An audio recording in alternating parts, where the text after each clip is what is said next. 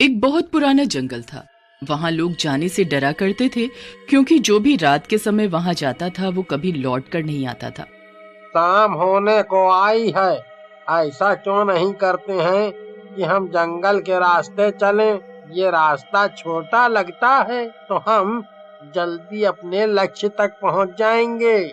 नहीं भाई, मैंने सुना है इस जंगल में रात के समय कोई जाता है तो वापस नहीं आता है। ये खतरनाक हो सकता है। भला हमें लंबा रास्ता ही क्यों न लेना पड़े, हम उसी रास्ते से ही चलते हैं। अरे भाई, ऐसा कुछ नहीं है। लोगों ने खाली अफवाह फैला रखी है। इस जंगल में कुछ नहीं है और हम जल्दी ही निकल जाएंगे। इधर से गए तो रात होने से पहले पहले अपने अपने घर होंगे। जैसे ही वो दोनों जंगल में पहुंचते हैं, उनके सामने एक भूतिया सांप आ जाता है। आज तो मुझे दो दो शिकार एक साथ मिल गए। बताओ, पहले किसे खाऊं? अरे अरे, हमें जाने दो। मैं तो इसके कहने पर आया था, इसे खा लो तुम, पर मुझे जाने दो। ये तो यहाँ आने से पहले सोचना चाहिए था। और भूतिया सांप उन दोनों को एक साथ अपनी लंबी पूंछ में बांधकर खाने लगता है। वहां से सिर्फ उनके चीखने चिल्लाने की आवाजें ही बाहर आती हैं और वो कभी किसी को नहीं मिलते। फिर कुछ दिनों के बाद उस जंगल में सोहन नाम का एक युवक किसान जाता है। चलो जल्दी जाकर लकड़ी काट लेता हूँ, वरना अगर देर हो गई तो आज खाने को कुछ नहीं रहेगा। माँ भी इंतजार करने लगती है। जल्द से जल्द लकड़ियाँ काट कर घर वापस आ जाऊंगा। रुक जा, कुछ खाने के लिए बांधा है, लेते जा। दोपहर में बैठकर कुछ खा लियो और जल्दी वापस भी आ जाइयो। और देख, जंगल में अंदर तक मत जाना। सोहन घर से निकलकर रास्ते पर जा रहा था कि एक गांव वाला उसे टोकता है। अरे भाई, इतनी जल्दी में कहाँ जा रहे हो? भाई, आज थोड़ा लेट हो गया हूँ। जल्दी जाकर लकड़ियाँ काट लूं ताकि कुछ कमाई हो। अच्छा, बाद में मिलता हूँ। वो जल्दी जल्दी जंगल में जाता है और लकड़ियाँ काटने लगता है। आज तो ढेर सारी लकड़ियाँ काट लूंगा, जिससे घर में कुछ पैसे आ जाएं, ताकि माँ के लिए दवाई भी ला सकूं और कुछ फल भी। उनके सिवा मेरा है ही कौन। सोहन लकड़ी काटने में इतना व्यस्त हो जाता है कि उसे समय का पता ही नहीं चलता और शाम ढल जाती है। अरे बाप रे, बहुत लेट हो गया लकड़ियाँ काटने में। रात होने को है। अब निकलता हूँ यहाँ से। माँ राह देख रही होगी। अरे, ये कैसी आवाज है? कोई है क्या यहाँ पर? अगर कोई है तो बता दो, मैं बाहर निकलने जा रहा हूँ, तो तुम मेरे साथ चल सकते हो। फिर से वही सरसराहट की आवाज आती है, पर कोई जवाब नहीं आता। ये कैसी आवाज है? ये तो बहुत डरावनी लग रही है। चलो, मैं जल्दी से बाहर निकलता हूँ। अरे, रास्ता तो यही था। मैं यहीं से तो अंदर आया था। अब यहाँ कोई रास्ता ही नहीं है। मैं बाहर कैसे जाऊँ? सोहन डरते हुए तेज कदमों से चलने लगता है। रात हो जाती है, पर वो जंगल के बाहर नहीं निकल पाता। चलते चलते वो एक नदी के पास पहुंचता है, जिसके अंदर चांद का प्रतिबिंब दिख रहा था। सोहन उसी नदी में हाथ मुंह धोता है और दोपहर का खाना निकाल कर खाने बैठता है। तभी फिर से उसे सरसराहट की आवाज आती है। वो पलट कर देखता है तो हक्का बक्का रह जाता है। वहाँ एक बहुत बड़ा भूतिया सांप था। उसने फन फैलाया हुआ था और उसके दो बड़े बड़े दांत थे। मुझको बुला रहा था ना?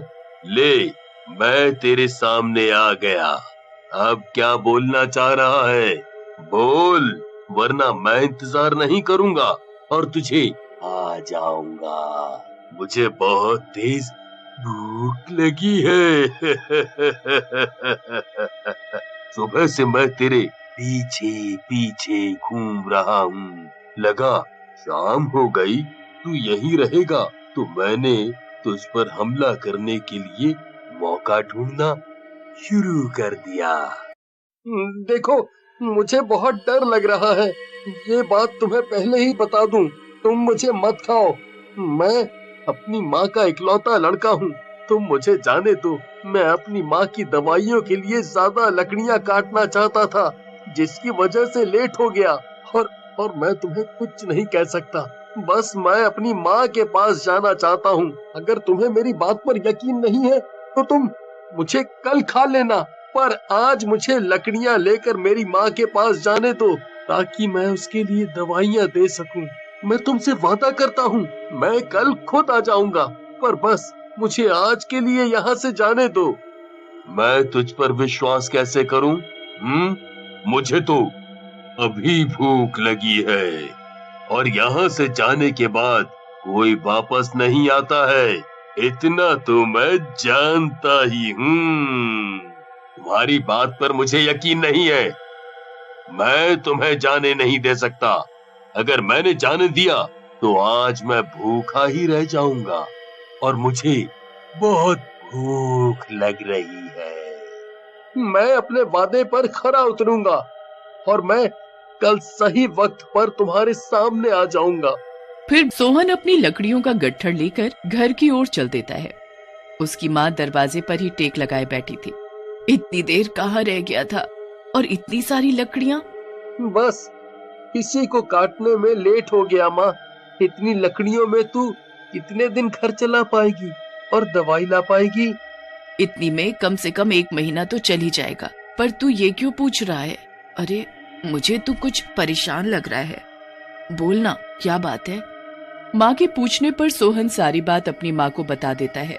तुमने वादा किया है, पर एक बार भी ये नहीं सोचा कि तेरे जाने के बाद मेरा क्या होगा। सोहन की माँ जोर जोर से रोने लगती है। फिर सोहन जंगल के लिए निकल पड़ता है और उसी नदी के पास पहुंच जाता है। आप जी, आप कहाँ हैं? मैं आ गया हूँ, जैसा मैंने आपसे वादा किया था। वाह, तुम तो एक सच्चे आदमी निकले। तुम मेरा भोजन बनने के लिए आ गए। मुझे तो लगा मुझे खुद ही कष्ट उठाना पड़ेगा। आपसे वादा किया था तो मुझे तो आना ही था। आजकल कौन वादा रखता है अपना याद? तुम्हारी इस बात से मैं बहुत प्रसन्न हुआ। तुम मुझे बताओ कि तुम्हारी आखिरी इच्छा क्या है? अपने जीवन के अलावा तुम मुझसे कुछ भी मांग सकते हो। मैं सिर्फ इतना जानना चाहता हूँ कि आखिर आप लोगों को मारते ही क्यों हो? आप जानवरों को खाकर भी तो अपना पेट भर सकते हैं।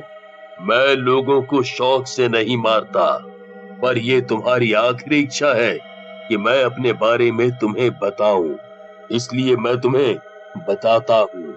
मैं यहाँ का बहुत अमीर आदमी हुआ करता था। मेरे पास किसी चीज की कभी कोई कमी नहीं थी। नौकर चाकर मेरे आसपास घूमा करते थे, पर वो कहा जाता है ना कि ज्यादा दौलत किसी का भी दिमाग खराब कर सकती है। लोग घमंड में आकर अपने माँ बाप को भी भूल जाते हैं, और यही गलती मैंने भी की। मैंने अपने माँ बाप के साथ हमेशा बुरा व्यवहार किया, उन्हें कोठरी में बंद कर दिया। मेरी माँ एक तपस्वी औरत थी। माँ कभी किसी का बुरा नहीं चाहती, पर उन्होंने क्रोध में आकर मुझे एक श्राप दिया कि तुम हमेशा के लिए एक सांप बन जाओगे और लोग तुमसे दूर भागेंगे, कोई भी तुम्हारे निकट नहीं आएगा। मैं अपनी माँ से बहुत प्यार करता हूँ। मैं उनके अपमान के बारे में सोच भी नहीं सकता। तो तुम मुझे क्यों मारना चाहते हो? तुम्हारी परीक्षा ले रहा था मैं। तो क्या आप मुझे छोड़ देंगे? हाँ, जिसके सर पर उसकी माँ का आंचल हो, और जो अपनी माँ से इतना प्यार करता हो, आखिर उसे कोई कैसे मार सकता है? पर मैं हमेशा यहीं रहूंगा जब तक मुझे मुक्ति नहीं मिल जाती, और लोगों को इसी तरह मारता रहूंगा जो अपने माँ बाप से प्यार नहीं करते हैं। ये कहकर वो भूतिया सांप वहाँ से गायब हो गया। सांप के वहाँ से गायब होते ही वहाँ पर सोने का सिक्कों भरा मटका सोहन को मिला, जिसे लेकर वो घर आ गया और अपना जीवन अपनी माँ के साथ सुख में बिताने लगा।